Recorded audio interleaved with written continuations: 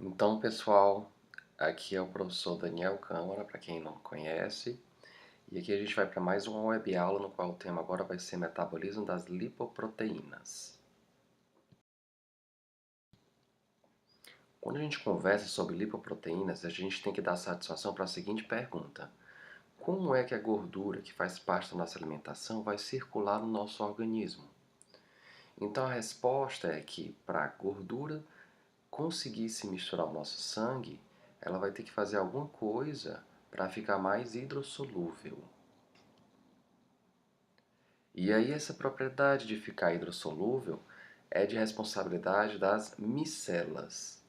Micelas são compostos que fazem com que as gorduras sejam divididas em partes menores e elas fiquem com uma quantidade tão pequena que elas possam se misturar à água. Aí uma das características das lipoproteínas é que elas utilizam, esse fosfolipídio que vocês podem ver aí, representado por essa bolinha azul e esse tracinho, amarelado. Esse azul representa a parte hidrofílica, que fica cobrindo por fora, e esse amarelo, que é um ácido graxo, mais de um ácido graxo na verdade, fica apontado para dentro, como a gente pode ver na figura. E aí, isso é o que se chama de ser uma característica anfipática. Anfipático do anfi, do grego que significa dois, significa que ao mesmo tempo que ele pode se entender com meio hidrossolúvel, ele pode se entender com meio lipossolúvel. Aí o que acontece? Essas micelas elas são perfeitas para isso, porque elas guardam a quantidade de gordura lá dentro, nesse miolo amarelinho que a gente pode ver, e pro lado de fora, fica o revestimento hidrossolúvel. Ok, então quando a gente discute sobre metabolismo de lipoproteínas, a gente tem que ver automaticamente essas 4 lipoproteínas que estão marcadas aí nesse quadro resumo. Então essas figurinhas elas têm uma representação. Essa representação, como a gente pode ver, está aí marcando, ó. Quando a gente olha lá na ponta direita, os quilomicrons, eles são tão grandes que eles não couberam na foto, mesmo jeito nessa legenda aí que apareceu. Aí nessa legenda, essa camadinha mais superficial, onde tem esse azul escuro, elas são as proteínas. Em seguida, nós temos os invólucros de fosfolipídios e dentro esse amarelado representa o triacilglicerol, enquanto esse vermelho representa o colesterol. Aí o que acontece? Nós temos as origens de cada uma das lipoproteínas, como por exemplo, começando de novo lá da ponta, que os quilomicrons, eles vêm lá do intestino, a gente vai conversar sobre isso, enquanto a VLDL vem do fígado, e a gente vai conversar daqui a pouco que ela se transforma em LDL, e a HDL vem tanto do fígado quanto do intestino, certo? A gente vê as apresentações, dos tamanhos delas aí, e aí tem uma grande importância e diferença na composição de cada uma. Então agora começando da ordem inversa, começando pela HDL, nós vemos que ela não tem muito triacilglicerol, mas tem bastante colesterol e principalmente proteína, o que faz com que ela fique realmente bem pesada. E aí quando a gente olha a LDL, ela continua com muito colesterol, mas pouco triacilglicerol, enquanto VLDL e quilomicron tem bastante triacilglicerol, certo? Então a outra diferença básica é a função. A HDL ela é responsável pelo transporte reverso de colesterol, que a gente vai falar isso direitinho.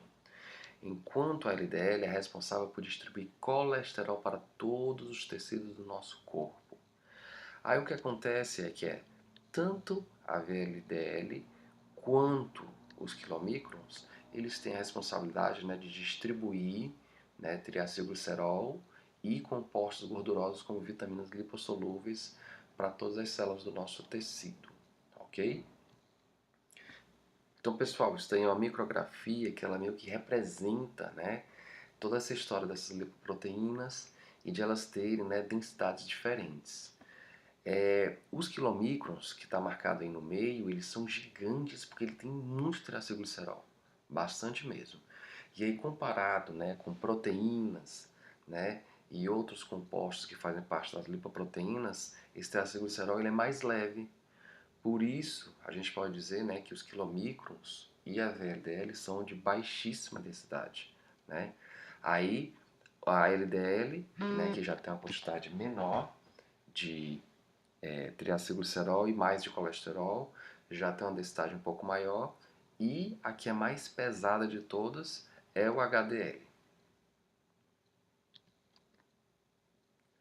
Aqui, pessoal, é mostrando, né, em detalhes mais esse quadro, que mostra a densidade de cada um na primeira linha, e na segunda linha a gente vê a quantidade de triacilglicerol que a gente enfatizou. Então, lembrados que a gente falou que os campeões de triacilglicerol são os quilomicros, a VLDL. A gente vai ver direitinho de onde é que está vindo isso. Em contrapartida, né, a LDL e a HDL tem um maior percentual desses itens aí que está em terceiro e quarto, que é ésteres de colesterol e colesterol livre, ok? Ok, vamos começar falando, né, do metabolismo dos quilomicrons. Então, os quilomicrons, eles têm esses nomes porque eles são originários do quilo da nossa digestão. Então, eles são lipoproteínas que eles carregam, né, toda a gordura da nossa dieta nesse invólucro, né, de fosfolipídios com apolipoproteínas, né, na periferia. Então, a composição dele, como nós falamos, é da maioria de triacilglicerol, que pode chegar até 85%, 90%. Tem fosfolipídio, tem colesterol e éster de colesterol, mas em quantidades menores, proporcionalmente, né, à grande quantidade que nós temos de triacilglicerol. Então, ele só é formado lá nos nossos enterócitos com a proteína ApoB48 anexada a ele. É uma proteína, né, estrutural.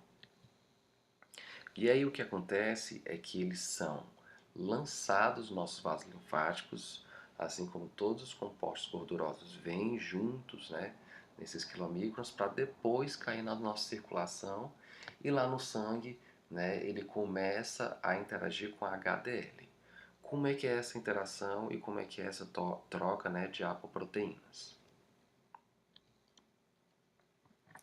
Já chegando lá na circulação, a gente pode ver aqui, ó, de novo, né, esse quadrinho representando, e aqui nós temos os quilomicrons, e ele está aqui nessa outra figurinha, ó, sendo representada saindo, né, do intestino. A primeira coisa que acontece, a gente está vendo ali que a HDL está doando várias apoproteínas, com ApoC2, ApoC3 e ApoE. Essas apoproteínas são vitais para a função dos quilomicrons. Sem elas, o quilomicron não tem a função dele. E a função dele é distribuir triacilglicerol. Por exemplo, a ApoC2 é uma proteína que ela vai ativar a lipase lipoproteica. E é só essa lipase lipoproteica que a gente vê aqui, por exemplo, no tecido como o adiposo, ele é aquela, né, que vai fazer a ativação dela para ela quebrar em triacilglicerol, e só desse jeito é que o ácido graxo vai sair dos quilomicrons para entrar dentro, né, do tecido adiposo. Em seguida, quando ela é esvaziada completamente, a gente pode ver, né, lá embaixo a figura dela bem reduzida em triacilglicerol, bem reduzida mesmo. Chega agora a predominar o vermelho, que a gente viu ali na figura, que é o colesterol. Quando chega nesse ponto, ela já acaba devolvendo essas apoproteínas quando cruza com a HDL, com exceção da ApoE que fica nela. A ApoE que fica no quilomicron é aquela responsável por devolver, né, esse quilomicron ao fígado. O fígado acaba absorvendo o que nós chamamos, né, de remanescentes de quilomicron. E aí esses componentes eles vão ser reaproveitados, e a gente vai ver daqui a pouco, né, no metabolismo de outras lipoproteínas. Então esse aqui é o resumo, né, pessoal? Quilomicrons cheios de triacilglicerol, sai lá do intestino, depois a HDL, dá apoproteínas, depois esses quilomicrons vão lá para os tecidos e doam triacilglicerol, e aí os quilomicrons, né, remanescentes são coletados pelo fígado. Ok, agora vamos passar, né, para o restante, para VLDL e LDL. Ok, a VLDL ela tem essa característica, né, de pegar o triacilglicerol que ainda está circulando, ou a característica de pegar novo triacilglicerol.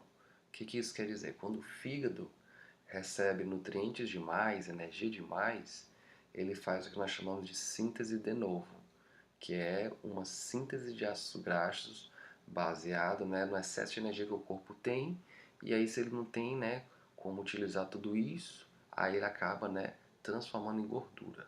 Né? Então isso tudo pode ser empacotado de novo com fosfolipídio, com ésteres de colesterol e colesterol, mas agora a apoproteína estrutural que sai é a ApoB100. Então, se vocês entenderam como é que funciona o metabolismo dos quilomicrons, vocês vão entender, né, como é que funciona o metabolismo, né, da VLDL. Saiu lá, a HDL doa aquelas apoproteínas que auxiliam, aí isso vai fazer com que isso seja, né, utilizado pelos tecidos, a exemplo novamente pelo tecido adiposo, com a lipase lipoproteica, degradando o triacilglicerol e ácido graxo entrando, e aí essa VLDL vai também esvaziando de triacilglicerol. Quando ela esvazia de triacilglicerol, ela vai se transformar na LDL. E aí, nesse processo, ela acaba retornando todas as apoproteínas para HDL. Aí, a única coisa que eu tenho para enfatizar para vocês, pessoal, é que existe um intermediário entre VLDL e LDL, que aí ele se chama, né, naturalmente de IDL. Então, essa LDL ela pode acabar doando, né, colesterol para vários tecidos, e a gente vai ver como é que é esse mecanismo que faz, né, essa doação de colesterol através da LDL.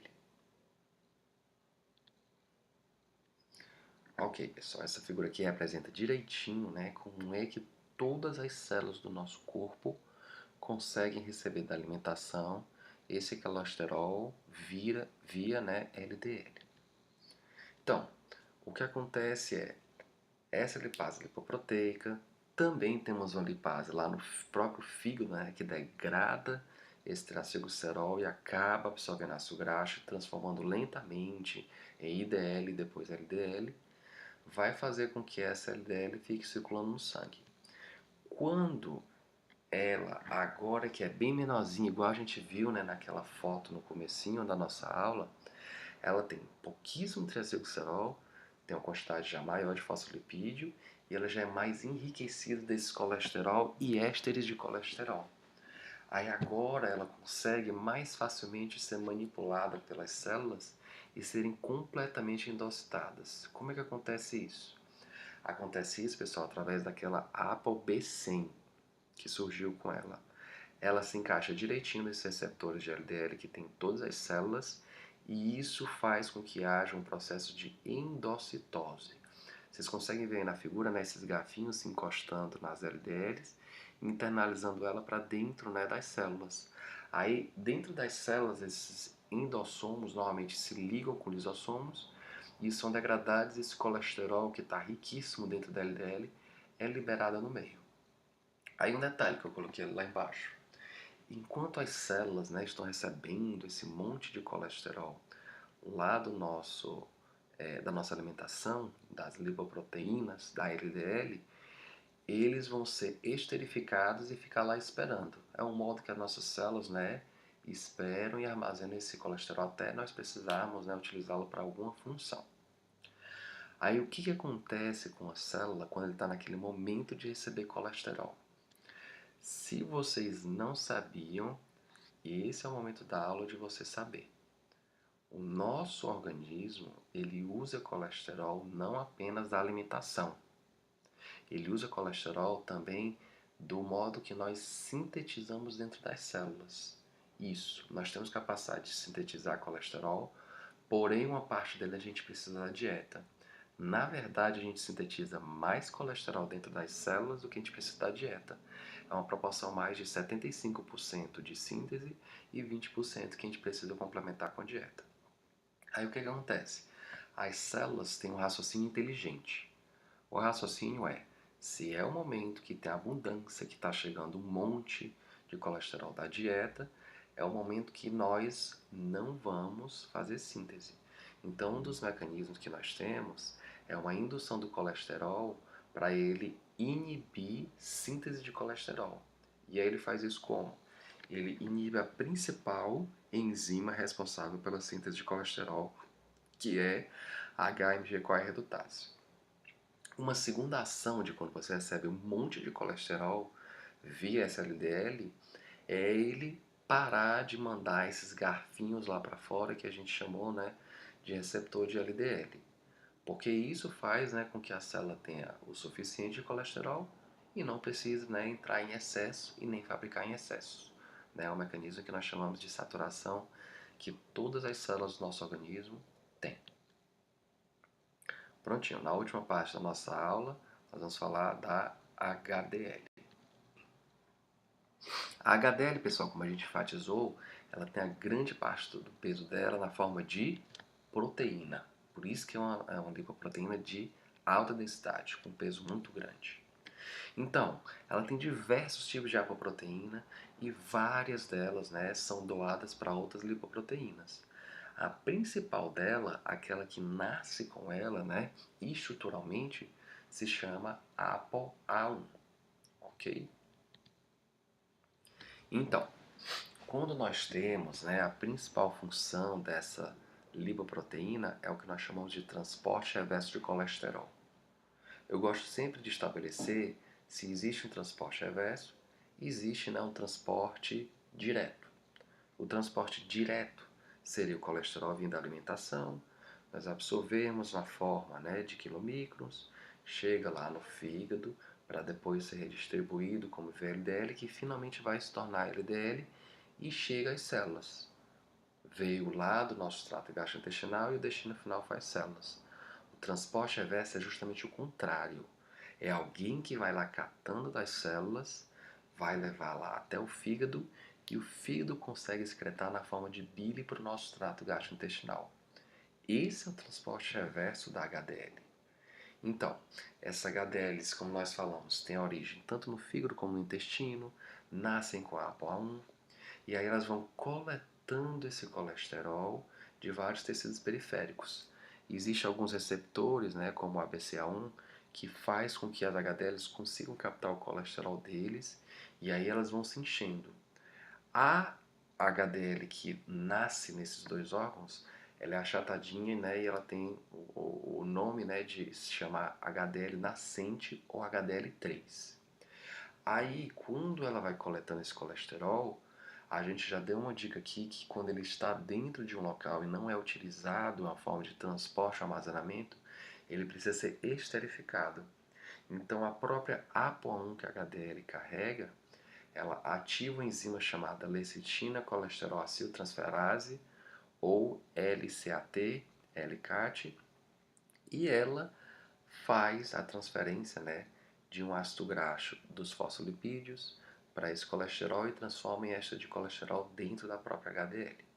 Aí ela vai ficando gordinha, cheia de colesterol, se transformando na HDL2, né, que é uma HDL mais madura. Daí esse colesterol, né, pode ser entregue mais tarde ao fígado e aí o excesso do colesterol, né, o fígado faz as contas e acaba excretando, né, quando tem demais. Aí, né, um detalhe que eu deixei para colocar aqui para vocês, né, é que o receptor hepático, né, que recebe esse colesterol da HDL, se chama SRB1, né, que em inglês vem do receptor scavenger. Scavenger receptor significa que é um receptor que ele cata produtos, né, do tipo B1.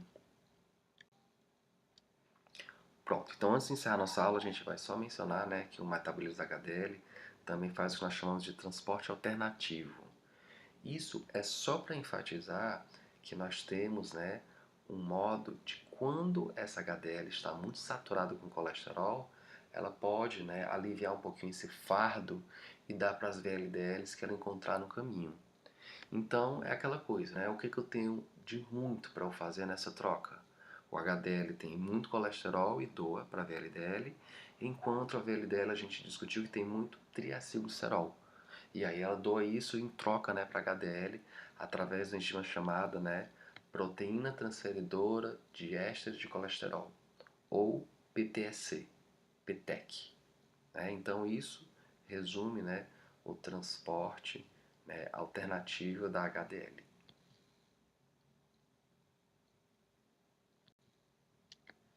Então, para finalizar, pessoal, a HDL tem outras funções que são consideradas benéficas para o nosso organismo. Essa função, além de tirar colesterol, né, de vários tecidos, abrir espaço, né, para esses LDLs não virarem, né, placas, né, de aterosclerose, né, e obstruir vasos, ele tem outras funções, né, que são muito pertinentes e muito protetoras do nosso sistema cardiovascular. Como, por exemplo, né, estimula prostaciclinas com ação redutora de trombos, que aí esses trombos, né, seriam arriscados quem está formando placas. Elas removem macrófagos do endotélio das artérias, que essa inflamação iniciada por macrófagos que estão chegando é o que vai formar, né, aquelas placas de ateroma. E essas placas de ateroma também têm origem quando aquelas LDLs ficam oxidadas e vão, né, causando inflamação e vão se acumulando, né, no endotélio das artérias, ok? Então pronto, pessoal, isso aqui foi o resumo do metabolismo da VLDL. É o que nós chamamos de metabolismo endógeno. Já é o que está no organismo e precisa ser redistribuído dentro do organismo, né, como nós falamos. Então, pessoal, aqui, né, são algumas questõezinhas para ver se vocês entenderam o que nós conversamos, que vocês já são capazes de responder, né? E com isso, né, nós encerramos essa web aula de hoje, ok? Então, valeu, pessoal.